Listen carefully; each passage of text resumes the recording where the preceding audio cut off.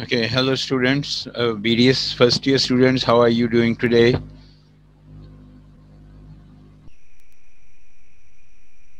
Can you hear me?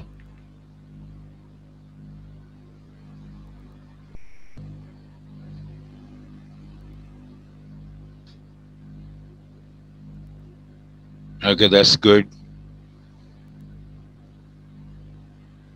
Okay, so last time we were discussing lung compliance, right? And I told you that the newborn babies, the premature newborn babies specifically, who are who get delivered before the 28th or 27th week of pregnancy, they usually do not have enough surfactant, and they get the problem of respiratory distress syndrome, right? And of course they have to be kept in what we call oxygen tents, right, or the incubators, so that they could be saved from the calamity of no oxygen, because and no expansion of the lungs. Very little expansion of the lungs would occur, because the lack of surfactant would definitely increase the surface tension. And the surface tension, as we just discussed on that day, makes up the 2/3 of the elastic forces of the lungs, right? And what makes the 1/3 of the elastic forces of the lungs? Who will tell me that? I told you on that day that surface tension makes up the 2/3 of the elastic forces of the lungs. What about the rest of 1/3?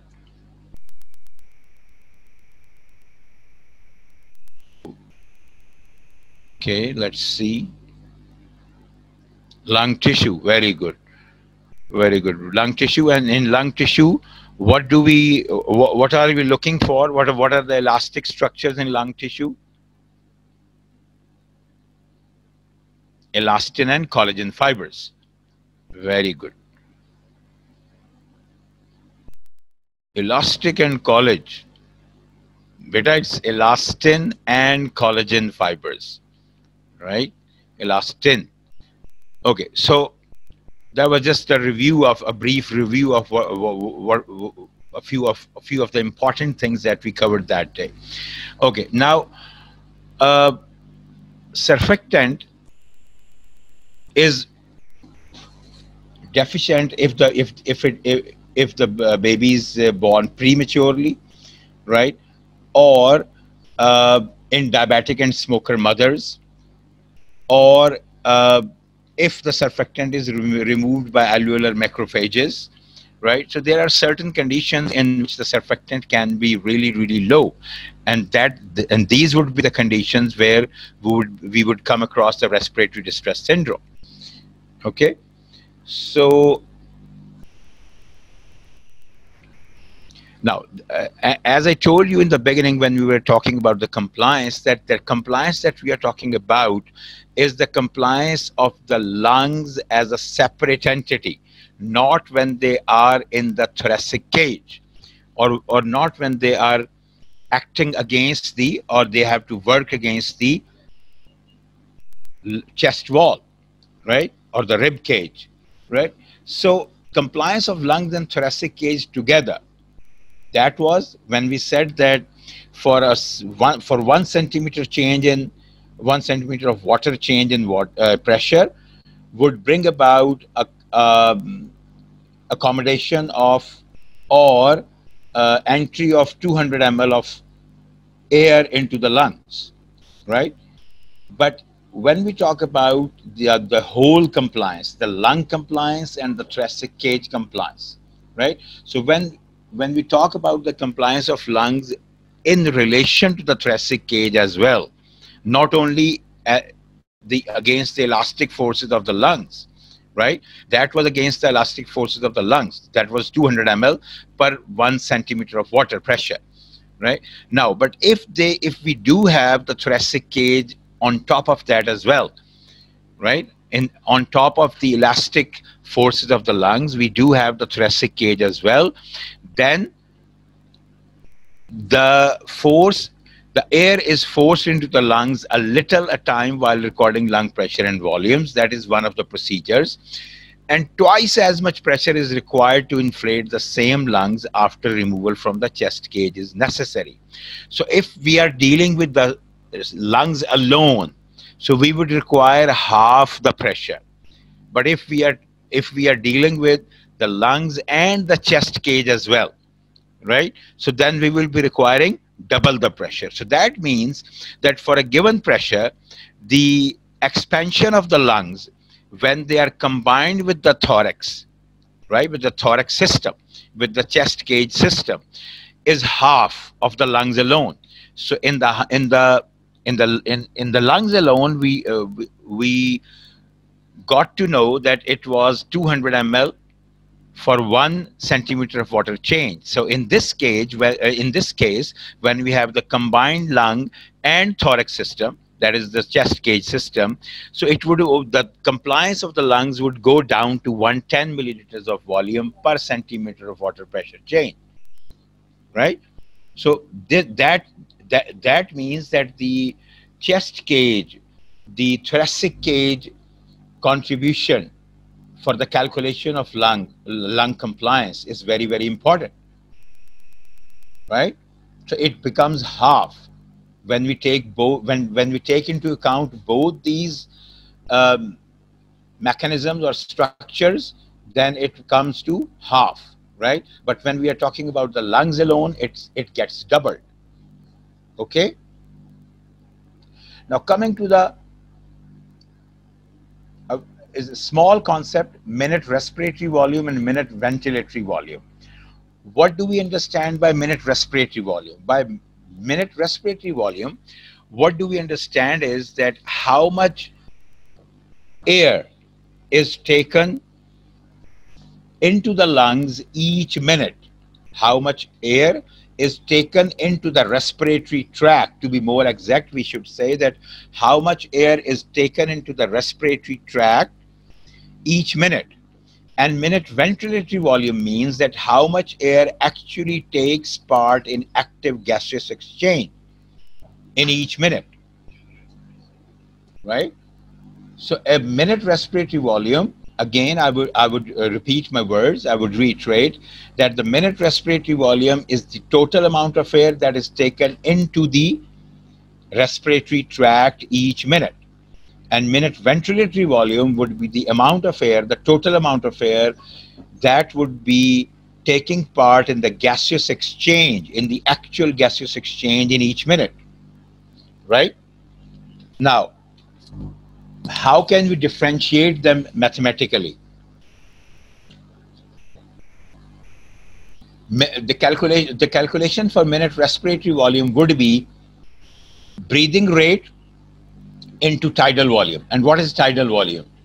Can somebody tell me what is tidal volume? And how much is the normal breathing rate? Anybody? Normal breathing rate is between 12 to 20 breaths per minute, right? That is at rest. This is the normal breathing rate. And the tidal volume is 500 milliliters of air, right? That is the tidal volume. That is the amount of air that is taken in or expired out with each normal inspiration or normal expiration. Quiet inspiration and quiet expiration. Air taken into the respiratory system and air thrown out of the respiratory system with each breath, right? That is the tidal volume.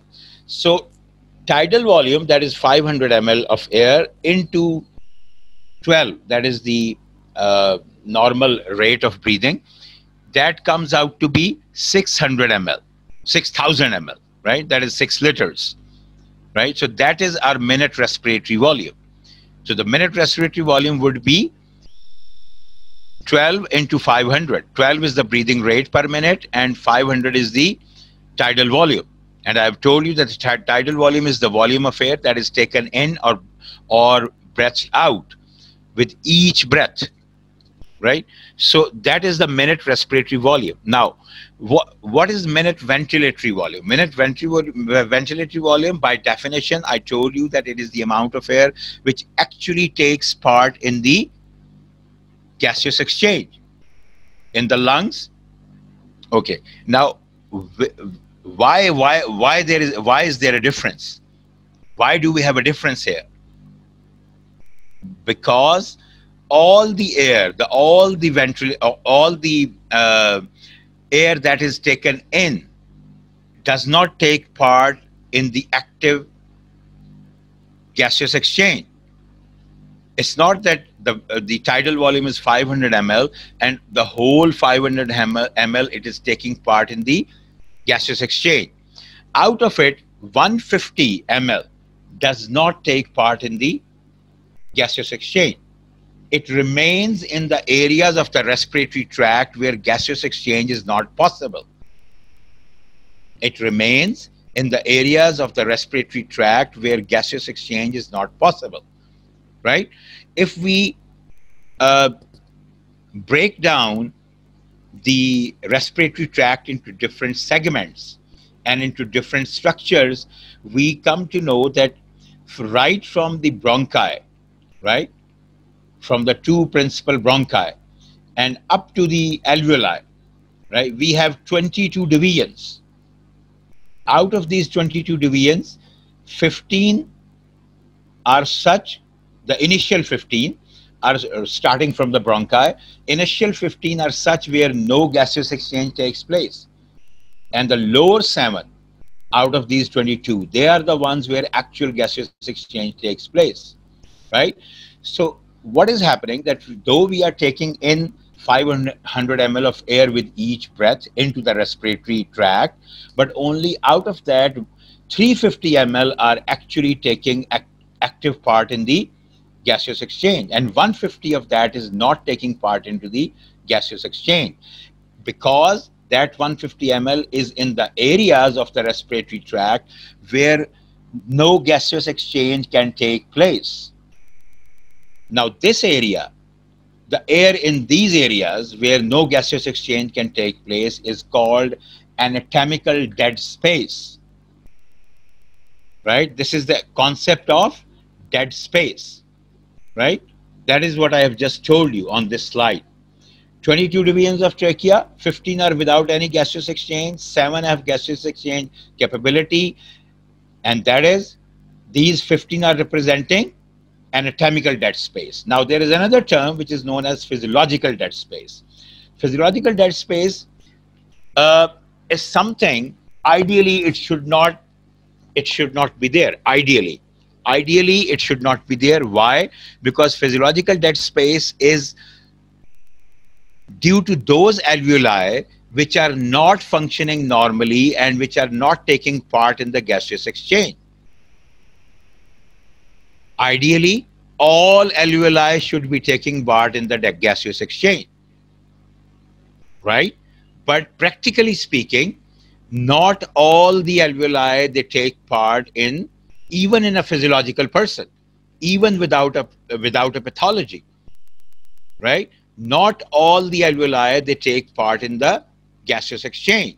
So this part of these alveoli which do not take part in the gaseous exchange, even in a physiological person, these are known as physiological dead space, right? So ideally, anatomical dead space and physiological dead space, they should be the same, because there should be no alveoli which should not be taking part in the gaseous exchange. But practically speaking, it does occur, right? Now, so what is then minute ventilatory volume? Now, keeping in view the anatomical dead space, which is a mandatory thing, the physiological dead space, it can vary. At some point of time, maybe, just for example, maybe 100 alveoli are not taking part. At some other point of time, maybe 1,000 alveoli are not taking part in the gaseous exchange. But the areas of respiratory tract where there is no gaseous exchange taking place, for sure, they comprise the anatomical dead space. Okay, so this anatomical dead space air has to be subtracted from the 500 ml, and that is, I have told you, is 150 ml. So when we take out 150 ml out, we take 150 ml out of 500 ml, we are left with 350. So minute respiratory volume was 12 into 500. So minute ventilatory volume would be 12 into 350, and that would come out to be 4200 ml, right? So this is the difference between the minute respiratory volume and minute ventilatory volume.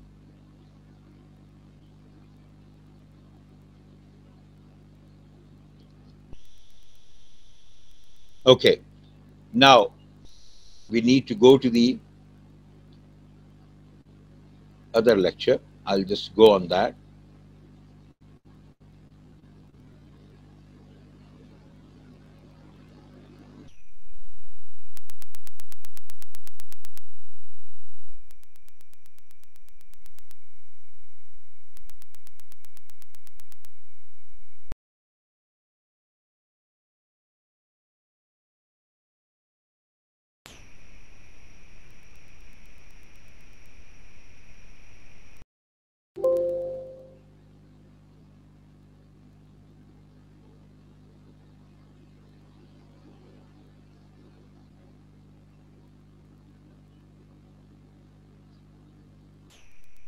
Now, there is an important topic. This is lung volume and capacities. Again, a good university question, important university question.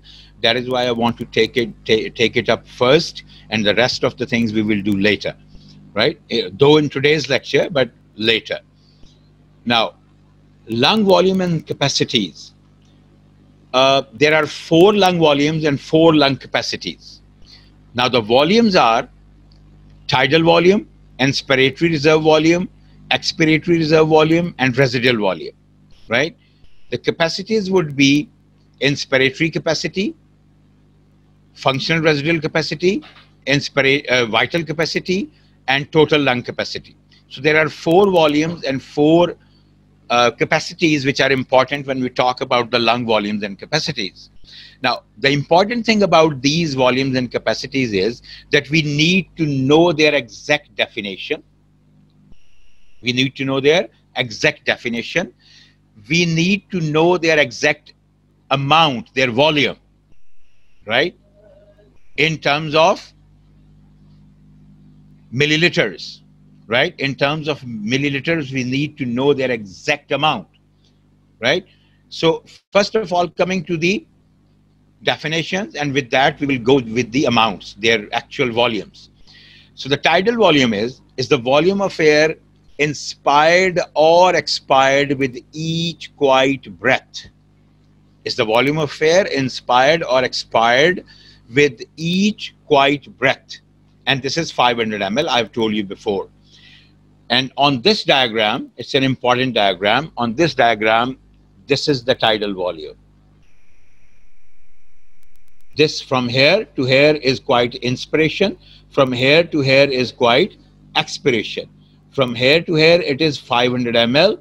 From here to here, again, it is 500 ml. So here we have taken in 500 ml of air. From here to here, we have breathed out 500 ml of air, right?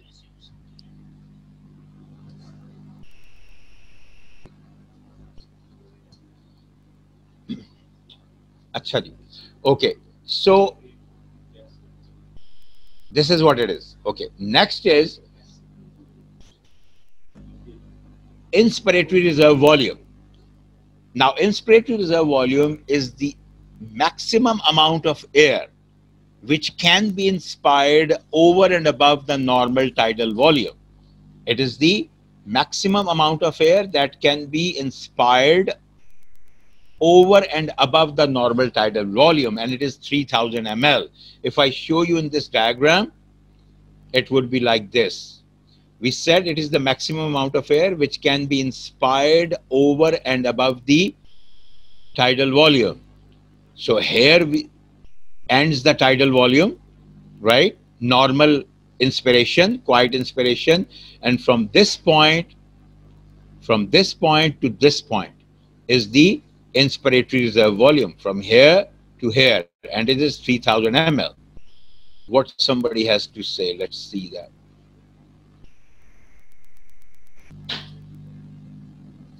नींद आ रही है तो बेटा फिर छट्टा मारो गर्म पानी का,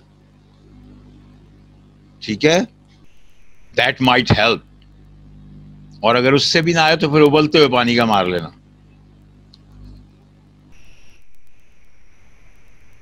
ओके, तो इंस्पिरेटरी रिजर्व वॉल्यूम कहां से कहां तक हुआ? After the tidal volume when we have done the quiet inspiration, वहां से लेके मैक्सिमली जितना हम इंस्पायर कर सके, that is inspiratory reserve volume, ठीक है। ओके जी, now going to the next volume, that would be expiratory reserve volume. That is the maximum amount of air that can be expired after the end of normal tidal expiration, and it is 1100 ml. इसी diagram पे ये कहाँ show हो रहा है? ये show हो रहा है, ठीक है, यहां से यहां तक। This is the maximum amount of air that can be expired after the normal quiet expiration. यानी कि नॉर्मल क्वाइट एक्सपायरेशन के बाद जब हम फोर्सफुली एक्सपायर करते हैं तो जितना हम एयर एक्सपायर कर सकते हैं वो ये है, डायग्रामेटिकली ये है, और मैथमेटिकली 1100 ml है, ठीक है।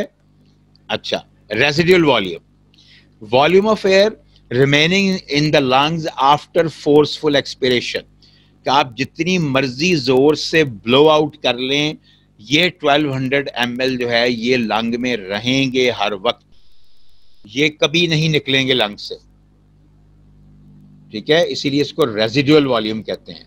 It's the residue even after a forceful expiration, ठीक है, ये लंग में रहेंगे। तो volume of air remaining in the lungs even after a forceful expiration is known as residual volume, और ये होता है 1200 ml। ये मैंने आपको दिखा दिया इस डायग्राम पे। It is from here after the quiet expiration, a forceful expiration, and that will end here, ठीक है, and it would be 1100 ml। चलिए अब हम चलते हैं कैपेसिटीज पे। इंस्पिरेटरी कैपेसिटी, ठीक है। नाउ इंस्पिरेटरी कैपेसिटी इज, अब इसमें एक और चीज ऐड हो जाती है जब हम कैपेसिटीज की बात करते हैं, क्योंकि कैपेसिटीज अमूमन क्या हैं? Capacities are the accumulation of or adding up of the volumes. दो वॉल्यूम या तीन वॉल्यूम मिलके एक कैपेसिटी बनाते हैं, ठीक है। तो जो इंस्पिरेटरी कैपेसिटी है इसकी एक तो डेफिनेशन है। अब यहाँ पे तीन चीजें आ गई, वहां हमने दो चीजें याद करनी थी वॉल्यूम में, एक उसकी डेफिनेशन और एक उसकी एक्चुअल अमाउंट इन मिलीलीटर्स। यहाँ पे हमें तीन चीजें याद करनी है, एक इसकी डेफिनेशन, एक इसकी मैथमेटिकल रिप्रेजेंटेशन कि ये किन किन चीजों से मिलके बनती है ये कैपेसिटी, और तीसरा उसका वॉल्यूम एक्चुअल इन फिगर में क्या है, फिगरेटिवली वो क्या है, इनके 3500 ml है जैसे।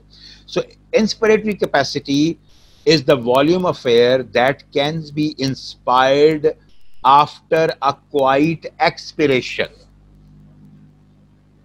ठीक है। ये देखो क्या मैंने कहा, इंस्पिरेटरी कैपेसिटी क्या चीज है? ये है inspiratory capacity that can be inspired forcefully after a quiet expiration. यहां क्वाइट एक्सपिरेशन खत्म हुई इस पॉइंट पे, तो यहां से जब हम इंस्पायर करना शुरू करते हैं तो मैक्सिमम वो हम यहां तक जाते हैं, ठीक है। कौन से दो कंपोनेंट्स बनेंगे इसके? एक टाइडल वॉल्यूम बनेगा और एक इंस्पिरेटरी रिजर्व वॉल्यूम बनेगा। तो inspiratory capacity is equal to tidal volume plus inspiratory reserve volume. तो इसकी डेफिनेशन भी आनी चाहिए हमें, इसका ये ब्रेकअप भी आना चाहिए हमें, और इसकी हमें अमाउंट भी आनी चाहिए, तीनों चीजें आनी चाहिए, ठीक है। We should be knowing all these three things. Functional residual capacity FRC बहुत इंपॉर्टेंट है ये, ठीक है। ये आगे जब डिजीजेस वगैरह में जाओगे आप तो वहां भी आपको पता चलेगा कि it's a very important capacity. इसकी वजह से बहुत सारी चीजें हम जो है वो डायग्नोज करते हैं इसकी बेसिस पे, या प्रोविजनल डायग्नोसिस बनता है इसकी बेसिस पे। So functional residual capacity is the amount of air which remains in the lungs after the quiet expiration, अगर मैं फिर यहाँ वापस जाऊं, so this is your functional residual capacity. कहां से कहां तक? यहां से यहां तक। अब मुझे देखो, यहां पे आपका क्वाइट एक्सपिरेशन हो गई आपकी, ठीक है। क्वाइट एक्सपिरेशन के बाद जो अमाउंट ऑफ एयर लंग में रह जाती है वो किन किन दो चीजों से बनती है? Expiratory reserve volume and residual volume. इन दोनों को मिला के हम क्या कहते हैं? Functional residual capacity. तो फिर वही बात, डेफिनेशन भी आनी चाहिए, and definition is it is the amount of air which remains in the lungs after the quiet expiration. और ये कितनी होगी? And it would be a combination of expiratory reserve volume and residual volume. और वो कितना कितना है? 1200 residual volume है और 1100 जो है वो एक्सपिरेटरी रिजर्व वॉल्यूम, ठीक है। तो इट वुड बी 2300 ml, ठीक। अच्छा जी, अब हम चलते हैं वाइटल कैपेसिटी भी। Again a very important lung capacity, vital capacity. ये तीन चीजों से मिलकर बनती है, तीन वॉल्यूम्स से मिलकर बनती है, ठीक है। Inspiratory reserve volume, expiratory reserve volume and tidal volume. और ये 4600 ml होती है। इसकी डेफिनेशन क्या है? ये तो हमने इसका ब्रेकअप भी हमने देख लिया कि it is comprising of these three volumes. अगर डायग्राम पे चले जाएं तो ये ऐसे हमें नजर आती है, ये देखें, this is the vital capacity. Expiratory reserve volume, tidal volume and inspiratory reserve volume, ये तीन इसमें वॉल्यूम्स आ जाएंगे यहां से लेके यहां तक। और इसको हम डिफाइन कैसे करते हैं? It is the maximum amount of air that can B expired. It is the maximum amount of air, so it is the maximum amount of air that can be inspired after a forceful expiration.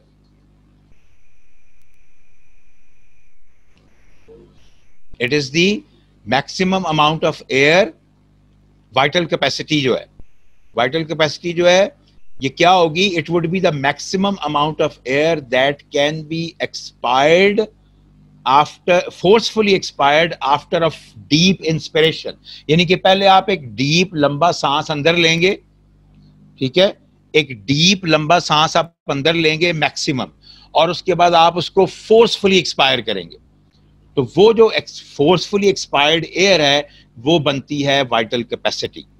जब आप deep लंबा सांस ले लेते हैं अंदर, ठीक है, तो आप इसमें क्या क्या चीजें आ जाएंगी? इसमें एक्सपिरेटरी रिजर्व वॉल्यूम भी आ जाएगा, इसमें टाइडल वॉल्यूम भी आ जाएगा, और इसमें इंस्पिरेटरी रिजर्व वॉल्यूम भी आ जाएगा। So that is your vital capacity, ठीक है। It is the amount of air which can be forcefully expired after a forceful deep inspiration. ये वाइटल कैपेसिटी है, and it is 4600 ml। Total lung capacity क्या है? It is the total amount of air that the lung can accommodate. It is the maximum total amount of air that the lung can accommodate, और ये 600 ml, 6000 ml, sorry, 6 liters। Guyton ने इसको 5800 ml लिखा हुआ है, कुछ books इसको 6000 ml लिखती हैं, डजंट मैटर। आप 5800 ml लिखें या 6000 ml लिखें, इससे कोई फर्क नहीं पड़ जाएगा, ठीक है। अच्छा, अब ये जो लंग्स कैपेसिटीज और वॉल्यूम्स हैं, ये हम कैसे मेजर कैसे करते हैं? ये हम मेजर करते हैं, एक अपरेटस है। अगर आप, जब आपका अल्लाह करे कि जितनी जल्दी हो सके हम रूटीन में रेगुलराइज हो जाएं, तो आप इसका एक प्रैक्टिकल करेंगे जिसको कि स्पायरोमीट्री कहते हैं, ठीक है। तो स्पायरोमीटर है, एक इंस्ट्रूमेंट है जिसके थ्रू हम इसको मेजर करते हैं, ठीक है, इन वॉल्यूम्स और कैपेसिटीज को। अब मैं आपको ये बता दूं कि क्योंकि उसमें हम जो ज्यादातर हैं वॉल्यूम्स या कैपेसिटीज जो हैं, वो बड़ा डिपेंड करती हैं इस बात पे कि आपने कितना इंस्पायर किया और फिर कितना एक्सपायर किया। इसलिए वो चीजें जो जिनमें रेजिडुअल वॉल्यूम आ जाता है, जिन कैपेसिटीज में रेजिडुअल वॉल्यूम आ जाता है, या रेजिडुअल वॉल्यूम इटसेल्फ, वो इससे मेजर नहीं हो सकते, क्योंकि जब आप फोर्सफुली एक्सपायर करेंगे, ठीक है, तो रेजिडुअल वॉल्यूम कभी भी बाहर नहीं आएगा। तो इसका मतलब है हम रेजिडुअल वॉल्यूम को मेजर नहीं कर सकते। अगर हम रेजिडुअल वॉल्यूम को मेजर नहीं कर सकते, तो जो दो लंग कैपेसिटीज जो जो जिनका के कंपोनेंट है रेजिडुअल वॉल्यूम, इसका मतलब है हम वो भी मेजर नहीं कर सकते इससे डायरेक्टली, हम इनडायरेक्टली कर सकते हैं, डायरेक्टली नहीं कर सकते। ठीक है, तो उसमें आ जाएगी एक फंक्शनल रेजिडुअल कैपेसिटी, क्योंकि it is comprising of expiratory reserve volume and residual volume. तो एक हम वो नहीं कर सकेंगे और एक हम टोटल लंग कैपेसिटी नहीं कर सकेंगे, क्योंकि it is comprising of residual volume, expiratory reserve volume, ठीक है, tidal volume and inspiratory reserve volume. ठीक है, टोटल लंग कैपेसिटी इन चार वॉल्यूम से, चारों वॉल्यूम से मिलकर बनती। ठीक है, तो वो हम नहीं कर सकेंगे। ठीक है, तो ये जो हमारा है total lung capacity, functional residual capacity and residual volume, ये हम स्पायरोमीट्री पे मेजर नहीं कर सकते।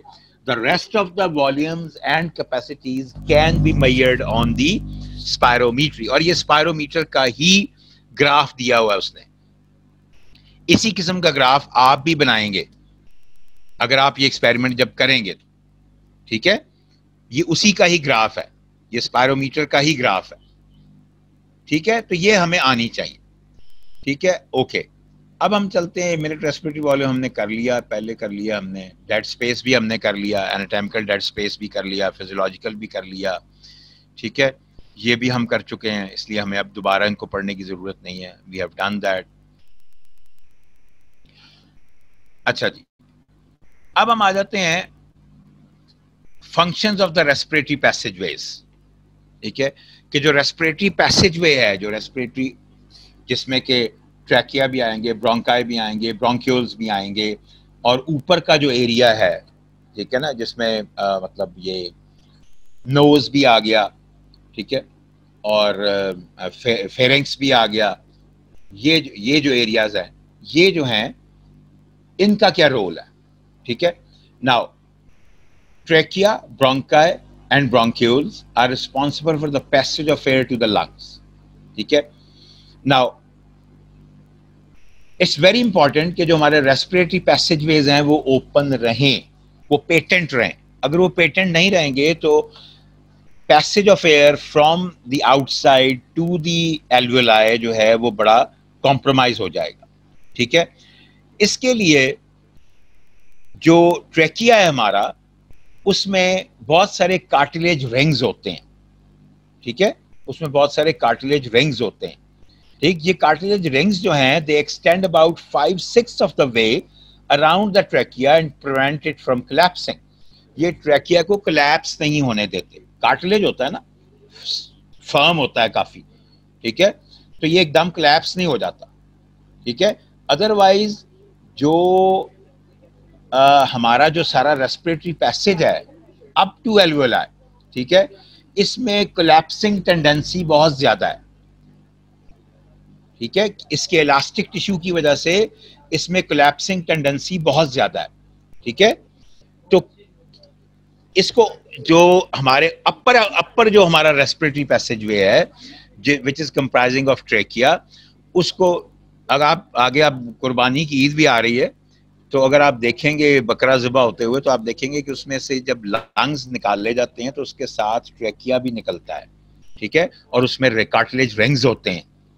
आपने देखा ही होगा वो, कि अगर सबने नहीं देखा तो कुछ ने तो जरूर देखा होगा, कि जब लंग्स निकलते हैं उसके कुर्बानी के जानवर के, तो उसके साथ ऊपर ट्रैकिया भी अटैच्ड होता है, और वो ट्रैकिया की आगे 2 डिवीजन्स बनती हैं, left bronchus and right bronchus, और वो एक लंग में वो चली जाती है, लेफ्ट ब्रोंकस जो लेफ्ट लंग में चली जाती है, राइट ब्रोंकस जो है वो राइट लंग में चला जाता है, और वो आगे जाके फिर उसकी वही जो डिवीजन, मैंने 22 डिवीजन्स की बात की थी, कि उसी की आगे सारी डिवीजन्स बनती जाती। ठीक है, उन्हीं को अब उनको थोड़ा सा भी हम पढ़ेंगे भी कि उनकी इंपॉर्टेंस क्या है, उनका फंक्शन क्या है। ठीक है, तो जो ट्रैकिया है, जो पहली चीज है, उसमें कार्टिलेज रिंग्स होते हैं, जो कि उसके 5/6 of the way of the trachea जो है वो उसको होते हैं, और उसको कोलैप्स नहीं होने देते। ठीक है, नाउ इससे आगे ब्रोंकाई आ जाते हैं। ट्रैकिया से आगे हमने कहा ना कि bronchi, left and right bronchi आ जाते हैं, ब्रोंकस आ जाते हैं। Now walls of the bronchi have less extensive curved cartilage plates. ठीक है, ट्रैकिया से कम होंगी, लेकिन इतनी कम नहीं होंगी कि वो collapse कर जाए, ठीक है, और वो उसको एक certain amount of reasonable amount of rigidity देती हैं, ठीक है, लेकिन at the same time this arrangement allows lungs to expand and contract, ठीक है, ये अरेंजमेंट जो है ये लंग्स की एक्सपेंशन और कॉन्ट्रैक्शन के साथ इंटरफियर नहीं करता, ठीक है। ये जो ब्रोंकाई हैं इनकी वॉल्स जो हैं इसमें लेस कार्टिलेज होता है, लेस कार्टिलेज प्लेट्स होती हैं, जिसका कि फायदा ये होता है कि ये उसको रिजिडिटी भी देती हैं and at the same time उस लंग्स की एक्सपेंशन को और कॉन्ट्रैक्शन को रोकती भी नहीं है, ठीक है। नाउ जैसे जैसे हम डाउन द रेस्पिरेटरी पैसेज जाते जा रहे हैं तो कार्टिलेज जो है वो कम होता जाएगा, ठीक है। So cartilage plates become progressively less extensive in the later generations of the bronchi, ठीक है। तो and they are not usually present in the bronchioles which have diameters less than 1.5 millimeters. वो ब्रोंक्यूल्स जिनका डायमीटर लेस देन 1.5 मिलीमीटर होता है उसमें ये अमूमन नहीं होता कार्टिलेज, ठीक है, उसमें कार्टिलेज प्लेट्स नहीं होती, ठीक है। उसमें क्या होता है, उसमें अब हम आ गए हैं muscular walls of the bronchi and bronchioles and it's control.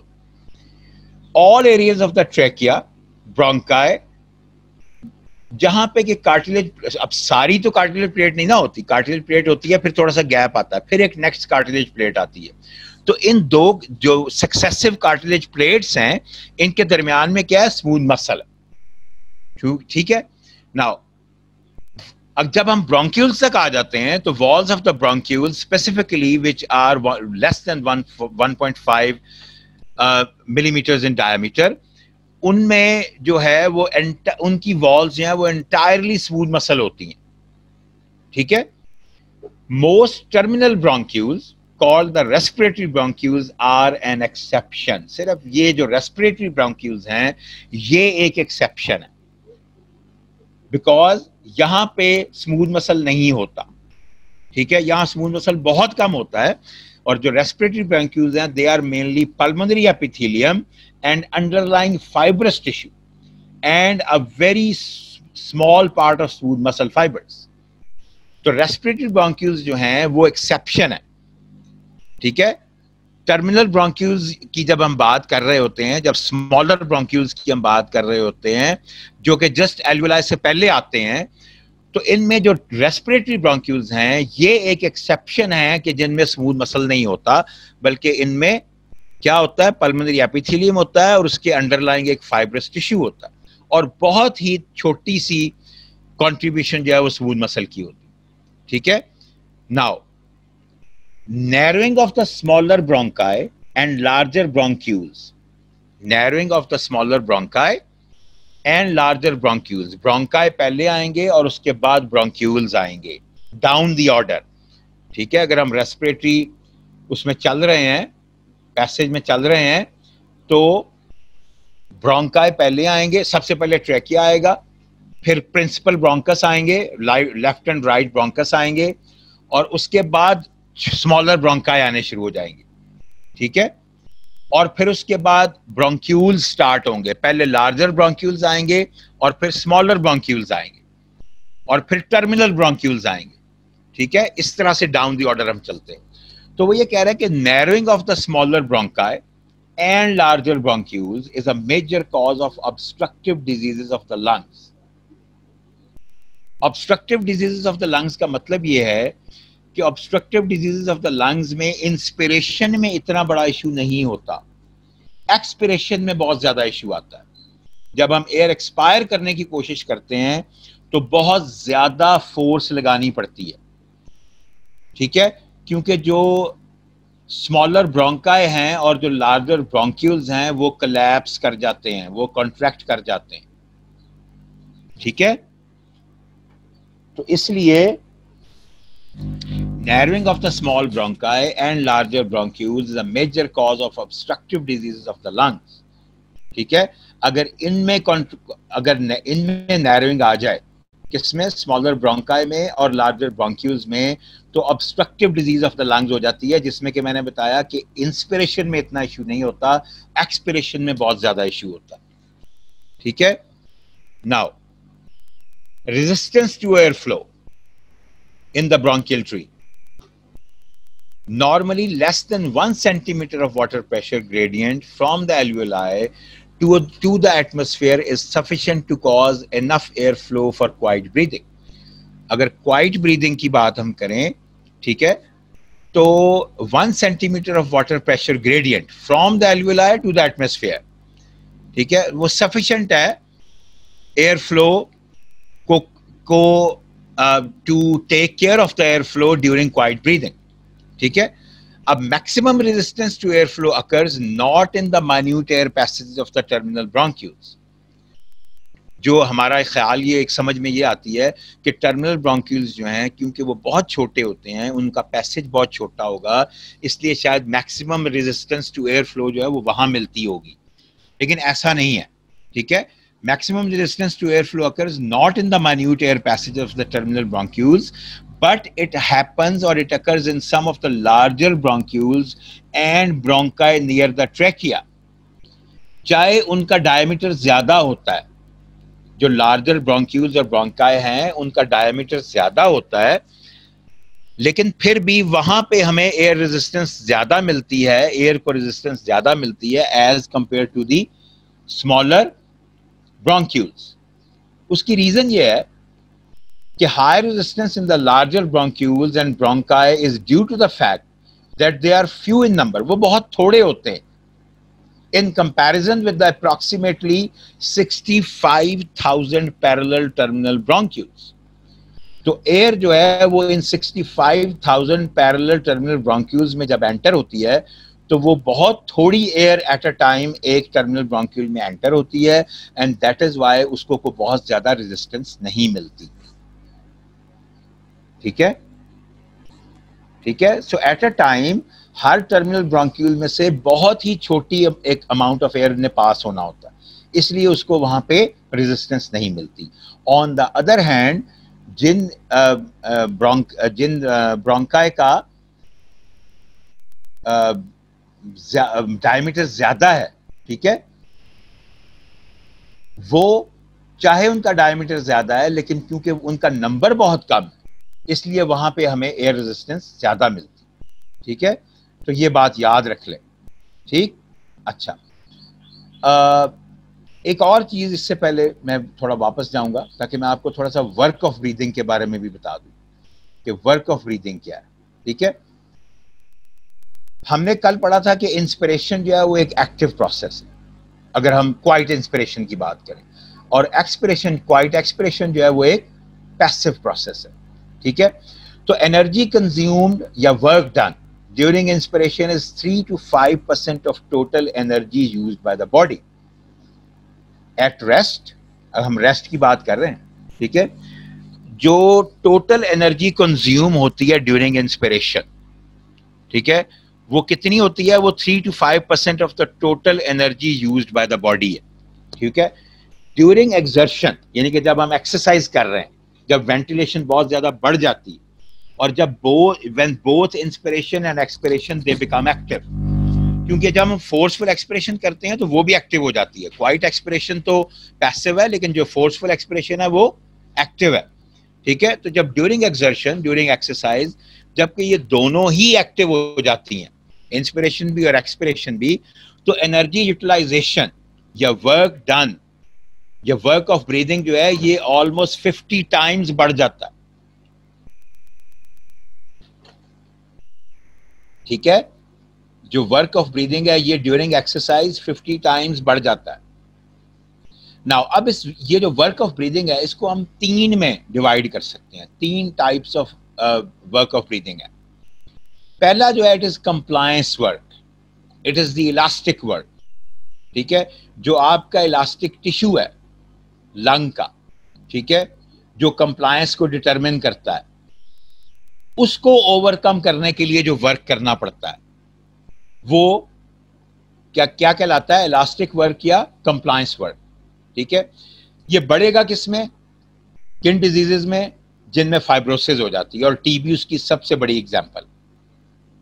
ठीक है, तो पहली टाइप ऑफ वर्क क्या थी? Compliance work, elastic work. ठीक है, ये इसमें बढ़ेगा कि ये किसमें?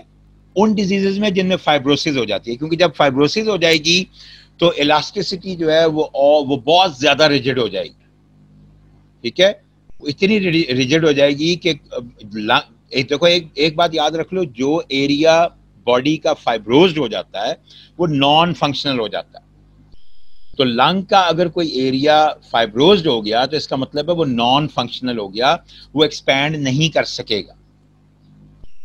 ठीक है, उसको एक्सपेंशन की तरफ ले जाने के लिए जो वर्क ऑफ ब्रीदिंग है वो बहुत ज्यादा बढ़ जाएगी। ठीक है, तो एक तो ये वर्क ऑफ ब्रीदिंग है। दूसरा है एयरवे रेजिस्टेंस। अभी जैसे हमने रेजिस्टेंस की बात की थी कि जो हमारे हैं लार्जर ब्रोंकाई हैं या जो लार्जर ब्रोंक्यूल्स हैं, जो स्मॉलर ब्रोंकाई हैं या जो लार्जर ब्रोंक्यूल्स हैं, उनमें रेजिस्टेंस ज्यादा होती है। ठीक है, तो इसका मतलब ये हुआ कि अगर हमारे एयरवे की रेजिस्टेंस किसी वजह से बढ़ जाए, ठीक है, तो क्या होगा? लंग कंप्लायंस हमारी कम हो जाएगी। ठीक, जाहिर है अगर हमारे एयरवे की रेजिस्टेंस बढ़ गई है तो इसका मतलब है कि हमारा लंग ज्यादा एक्सपैंड नहीं कर सकेगा, क्योंकि ज्यादा एयर ही अंदर नहीं आएगी। ठीक है, तो इसका मतलब ये हुआ कि इस ऐसे पेशेंट में इंक्रीज्ड ट्रांस पल्मोनरी प्रेशर जो है वो चाहिए होगा, क्योंकि हमने क्या कहा था कि जब ट्रांस पल्मोनरी प्रेशर, जब हम कल वो ग्राफ पढ़ रहे थे तो हमने कहा था कि ट्रांस पल्मोनरी प्रेशर जब बढ़ता है तो वो इंस्पिरेशन को एनकरेज करता है। ठीक है, जब भी ट्रांस पल्मोनरी प्रेशर बढ़ता है, और ट्रांस पल्मोनरी प्रेशर क्या था? एल्वियोलर प्रेशर और प्लूरल प्रेशर का difference, that was transpulmonary pressure. वो जब भी बढ़ता है वो इंस्पिरेशन को एनकरेज करता है। ठीक है, तो जब भी एयरवे रेजिस्टेंस बढ़ेगी वर्क ऑफ ब्रीदिंग बढ़ेगा, यानी कि एयरवे रेजिस्टेंस को ओवरकम करने के लिए जो वर्क किया जाता है उसे एयरवे रेजिस्टेंस वर्क कहते हैं। ठीक है, और ये क्रॉनिक ऑब्स्ट्रक्टिव पल्मोनरी डिजीजेस में एयरवे रेजिस्टेंस बहुत ज्यादा बढ़ जाती है। ठीक है, इस वजह से इसमें वर्क ऑफ ब्रीदिंग भी बहुत ज्यादा बढ़ जाता है। ठीक है, ये सीओपीडी जो है ना, इसका मतलब है क्रॉनिक ऑब्स्ट्रक्टिव पल्मोनरी डिजीजेस। इसमें अस्थमा भी आ जाता है, इसमें एम्फीजीमा भी आ जाता है। ठीक है, दोनों आ जाते हैं। तो इसमें वर्क ऑफ ब्रीदिंग जो है वो बहुत ज्यादा बढ़ जाता है। क्यों? क्योंकि एयरवे रेजिस्टेंस बढ़ जाती है और उसको ओवरकम करने के लिए वर्क ऑफ ब्रीदिंग भी बढ़ जाता है। ठीक है, तीसरा आ गया टिश्यू रेजिस्टेंस वर्क। ठीक है, to overcome frictional resistance to flow. ठीक है, ये जो frictional resistance to flow and part is used to overcome elastic tissues. ठीक, ये भी सीओपीडी में बढ़ जाती है, स्पेसिफिकली एम्फीजीमा। ठीक है, जो फ्रिक्शनल रेजिस्टेंस है टू एयर फ्लो, ये वो वर्क है, टिश्यू रेजिस्टेंस वर्क, ये उसको ओवरकम करने के काम आता है। ठीक है, तो तीन टाइप्स के वर्क्स हैं जिनको के जो के लंग के टोटल जो है वो लंग का जो टोटल वर्क है, ठीक है, टोटल लंग वर्क जो है उसको कंप्राइज करते हैं। कौन कौन से? पहला हमने कहा कंप्लायंस वर्क या इलास्टिक वर्क, दूसरा हमने कहा एयरवे रेजिस्टेंस वर्क, और तीसरा है टिश्यू रेजिस्टेंस वर्क। ठीक है, तो ये टोटल जो लंग का वर्क ऑफ ब्रीदिंग है ये उसको कंप्राइज करते हैं। ठीक है, अब हम चलते हैं दोबारा आगे, क्योंकि ये भी एक इंपॉर्टेंट बात थी, मैंने कहा ये भी मैं आपको पहले बता दूं। ऑफ कोर्स एक तो यह कि हम रिवीजन क्लासेस में हैं, दूसरा ये है कि हम ऑलरेडी ये चीज़ें कवर कर भी चुके हैं, तो इसलिए हम कुछ चीज़ें जो हमें वो तेज़ चलना पड़ेगा। ठीक है, एक और यूनिवर्सिटी क्वेश्चन है, हम पहले उसको देख लेते हैं तो ज़्यादा बेहतर होगा। कॉफ और स्नीजिंग, ये दो रिफ्लेक्सेस हैं, ठीक है, जो कि जिनको कि रेस्पिरेटरी रिफ्लेक्सेस में डाल दिया जाता है। ठीक है, कॉफ जो है ये एक प्रोटेक्टिव रिफ्लेक्स है।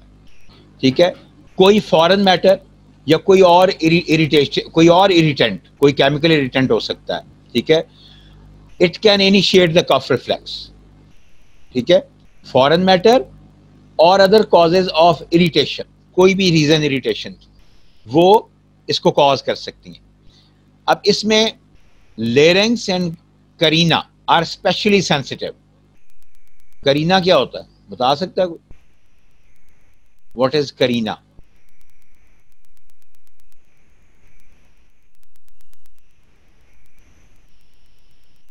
एनाटॉमिकली कौन इसको डिफाइन कर सकता है कि करीना क्या होता है?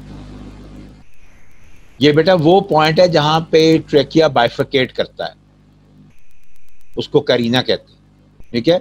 So larynx and carina are specially sensitive and the terminal bronchioles are even the alveoli are sensitive to corrosive chemical stimuli such as sulfur dioxide gas or chlorine gas. ठीक है? तो कफ होने की ये वो रीजंस बता रहा है, ठीक है, कि कोई भी स्टिमुलस, ठीक है, वो स्टिमुलस जो है वो इवन मैकेनिकल भी हो सकता है, वो स्टिमुलस केमिकल भी हो सकता है। कोई भी चीज, चाहे वो मैकेनिकली इरिटेंट हो या केमिकली इरिटेंट हो, ठीक है, वो ये रिफ्लेक्स को, कफ रिफ्लेक्स को स्टार्ट कर सकती है, ठीक है? नाउ इरिटेंट रिसेप्टर्स होते हैं जो रिस्पॉन्ड करते हैं मैकेनिकल स्टिमुलस को भी और केमिकल स्टिमुलस को, ठीक है? एफरेंट इंपल्सेस यहां से कहां जाती हैं?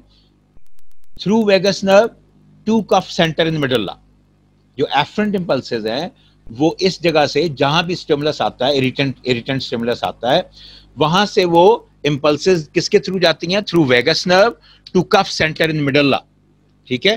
वो कफ सेंटर इन मिडुल्ला में जाती है। अब इसका मैकेनिज्म क्या है, ये होता कैसे है, हम कफ कैसे करते हैं? सबसे पहला जो इसका स्टेप है वो ये है कि 2.5 litres of air is inspired. एक डीप ब्रेथ आता है, 2.5 liters of air is inspired and glottis is closed, ठीक है? glottis close हो जाता है। vocal cords जो हैं वो भी they shut tightly, vocal cords भी tightly shut हो जाते हैं, approximate हो जाते हैं। abdominal muscles and other expiratory muscles जो हैं they contract, ठीक है? जब ये हो जाता है तो इसके बाद abdominal muscles, ये जो हमारे रेक्टा हैं, rectus abdominis muscles जो हैं, ठीक है, ये कॉन्ट्रैक्ट करते हैं फोर्सफुली। और जो दूसरे एक्सपिरेटरी मसल्स हैं, दूसरे एक्सपिरेटरी मसल्स में क्या आता है? डायफ्राम आएगा, ठीक है? ये सब कॉन्ट्रैक्ट करते हैं बड़े फोर्सफुली, ठीक है? एल्वेलर प्रेशर जो है वो 100 mmHg को भी एक्सीड कर जाता है। जो एल्वेलर प्रेशर है वो 100 mmHg को भी एक्सीड कर जाता है। और एयर एक्सप्लोड करती है, एयर इज एक्सप्लोडेड आउट। कहां से? थ्रू माउथ आती है एयर, ठीक है? और जो पोस्टीरियर नेयर्स हैं, वो पोस्टीरियर नेयर्स जो कि माउथ से, जो बिल्कुल just from the posterior part of buccal cavity से नोज में रास्ता दे रहे होते हैं, वो क्लोज हो जाते हैं, they are close. Posterior nares जो हैं वो उस पैसेज को बंद कर देते हैं, ठीक है, ताकि नाक में ना जाए। इसीलिए जब हम कफ करते हैं तो हम एयर को कहां से निकालते हैं? हम माउथ से निकालते हैं, ठीक है? Now the velocity of this exploding air which is exploding out of the mouth is usually from 70 to 100 miles per hour, ठीक है? इस 70 से 100 miles per hour की होती है और इसकी वजह से इरिटेंट जो है इट इज थ्रोन आउट, ठीक है? तो इसीलिए आपने देखा होगा कि वो कहते हैं कि यार इस बंदे को इरिटेंट कफ है, इसके बार बार जो है ना वो गले में इरिटेशन होती है जिसकी वजह से ये कफ करता है। ड्राई कफ होती है अमूमन, जो इरिटेंट कफ होती है ना अमूमन वो ड्राई कफ होती है, ठीक? उसके साथ अमूमन स्पूटम नहीं होता, ठीक है? तो ये है मैकेनिज्म कफ का। अब हम स्नीज पे आ जाते हैं।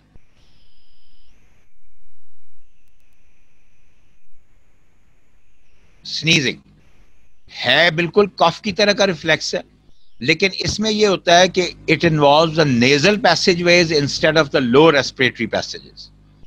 इसमें उसमें तो देखो कफ में क्या होता है कि पूरी पहले हम इंस्पायर करते हैं लोअर रेस्पिरेटरी पैसेजेस में 2.5 लीटर्स ऑफ एयर और फिर वो एक्सप्लोड करती, ठीक है?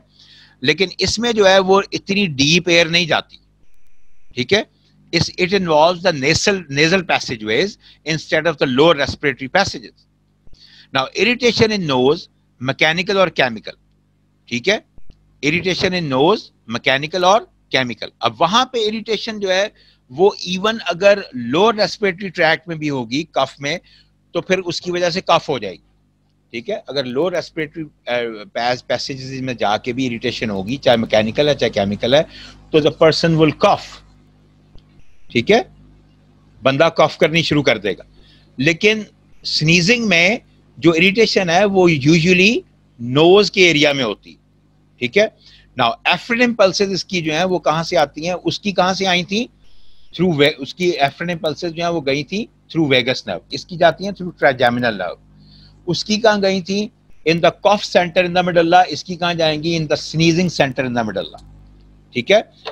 Uvula is depressed, so expelled air through nose and mouth, ठीक है। इसमें नोज और माउथ ऑलमोस्ट दोनों से ही एयर आती है, ठीक है, इसमें नोज और माउथ दोनों से एयर आती, ठीक है।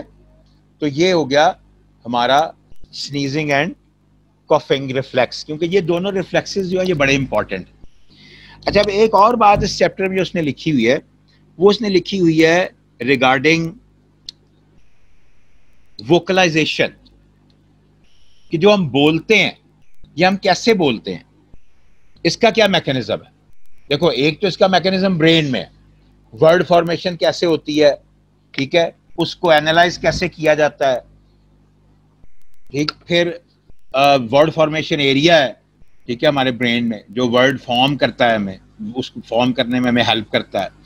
अब वो तो सारा कुछ हो गया, लेकिन ये जो हम बोलते हैं, ठीक है, ये जो स्पीच है, ठीक है, ये स्पीच जो है ये इसके आगे दो पार्ट्स बन जाते हैं, ठीक। एक बन जाती है साउंड की प्रोडक्शन और एक बन जाती है एक्चुअली लफ्जों को जो हम बनाते हैं, वर्ड फॉर्मेशन, ठीक है। तो जो साउंड प्रोडक्शन है उसको हम कहते हैं बेसिकली फोनेशन, और जो हमारी वर्ड फॉर्मेशन है उसको हम कहते हैं आर्टिकुलेशन, ठीक है। जो हमारी साउंड प्रोडक्शन है उसको हम कहते हैं फोनेशन, और जो हमारी वर्ड फॉर्मेशन है उसको हम कहते हैं आर्टिकुलेशन। अब कौन सी चीजें जो है वो साउंड प्रोडक्शन में हेल्प करती हैं, ऑफ कोर्स लंग्स करते हैं, क्योंकि हम एक बात याद रख लो, हम बोल सिर्फ तब सकते हैं जब हम एक्सपायर कर रहे हैं। इंस्पायर करते हुए हम वर्ड फॉर्म नहीं कर सकते। क्या टाइम तो नहीं हो गया, जो बड़ी जल्दी से किसी ने चैट में कुछ लिखा है,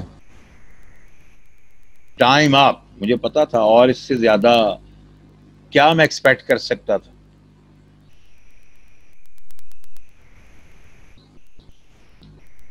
ठीक है, अच्छा चलो, बस एक दो मिनट ले रहा हूं, इससे ज्यादा नहीं ले रहा, ठीक है, मैक्सिमम एक दो मिनट। बस सिर्फ आपको बताना चाह रहा हूं कि कौन सी चीजें जो है वो साउंड प्रोड्यूस करती हैं और कौन सी चीजें जो है उस साउंड को वर्ड्स में कन्वर्ट करती हैं, ठीक है। तो जो साउंड प्रोड्यूस करने वाली चीजें, of course the air coming from the lungs, ठीक है। उसकी आगे साउंड प्रोडक्शन कौन करता है, वो वोकल कॉर्ड्स करते हैं। वोकल कॉर्ड्स आपके जितने हैवी होते हैं उतनी जो है वो ग्रेव साउंड आती है, हैवी साउंड आती है। जितने थिक होते हैं आपके वोकल कॉर्ड्स, जितने आपके वोकल कॉर्ड्स स्लिम होते हैं, उतनी साउंड जो है वो श्रिल आती है, हैवी साउंड नहीं आती। इसीलिए फीमेल्स में साउंड जो है वो श्रिल आती है, मेल्स में साउंड जो है वो हैवी होती है। क्यों? क्योंकि टेस्टोस्टेरोन जो है it's a protein synthesis hormone, और टेस्टोस्टेरोन जो है वो वोकल कॉर्ड्स को भी हैवी कर देता है, वहां इतनी प्रोटीन सिंथेसिस करवा देता है कि वो हैवी हो जाते हैं। And that is why at puberty जो मेल की वॉइस है वो चेंज होना शुरू हो जाती, ठीक है, और फीमेल्स की वॉइस जो है वो चेंज नहीं होती, ठीक। अच्छा, ये तो हो गया साउंड प्रोडक्शन। यानी कि साउंड प्रोडक्शन का जो मैकेनिज्म है वो एयर जब वाइब्रेशन प्रोड्यूस करती है वोकल कॉर्ड्स की तो साउंड प्रोड्यूस होती। इस साउंड को वर्ड्स में कन्वर्ट करने वाली जो चीजें हैं वो मैं आपको गिनवा देता हूं। उसमें सॉफ्ट पैलेट है, हार्ड पैलेट है, टंग है, टीथ हैं, ठीक है। ये सारी चीजें हैं जो कि आपके जो उसकी वर्ड फॉर्मेशन में हेल्प करती हैं, जो हमें चीजों को प्रोनाउंस करने में हेल्प करती, कि हमने एक अल्फ़ाबेट की साउंड इसकी क्या होगी, वो हम कैसे सीखते हैं या कैसे उसको परफॉर्म करते हैं, ठीक है। तो वो हमारे यही आर्टिकुलेशन, इसको हम कहते हैं आर्टिकुलेशन, ठीक है। तो आर्टिकुलेशन में क्या चीजें हेल्प कर रही हैं, हमारा soft palate, hard palate, tongue, buccal cavity on the whole and teeth, ये चीजें हैं जो कि हमारी उसको प्रोनाउंस करने में हमें हेल्प करती है, यानी कि आर्टिकुलेशन में हेल्प करती है, ठीक है। Okay, thank you. With this chapter is now finished. अब नेक्स्ट चैप्टर मुझे नहीं पता कौन शुरू करेगा, I am not really sure right now, but whosoever, till then thank you so much, goodbye, take care of yourself. और जिसको नींद आ रही थी